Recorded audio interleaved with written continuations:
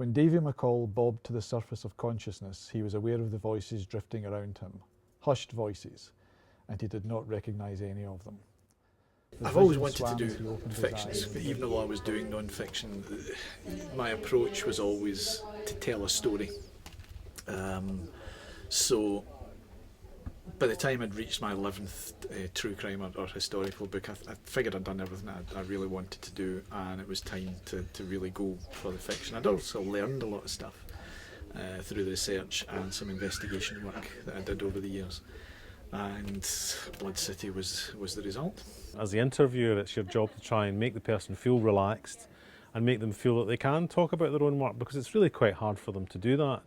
So that was the sort of what we were trying to do. Traditionally, and we're going back to the 20s and 30s, crime novels were a puzzle, and they were set by middle and upper class people, and that continued for quite a while. It's still there. Agatha Christie, Dorothy L. Sayers, these people, Edmund Crispin, who's one of my favourites.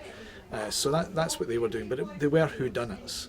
There really wasn't a lot of characterisation going along very much. But that changed in the 60s, and then along came McIlvanney with Laidlaw, and it was a game changer. Although there were Scottish crime books prior to that, but it's a good enough point to start with, and it's grown from Laidlaw. Davy was acutely aware of the height difference. When you constantly find yourself eye level with a guy's shoulder, you can't not be aware. But unlike others, he never felt threatened by the big fellow. If anything, it was the other way around. This is a thriller with the character of Davy McCall at its heart, and it's his story that I want to tell.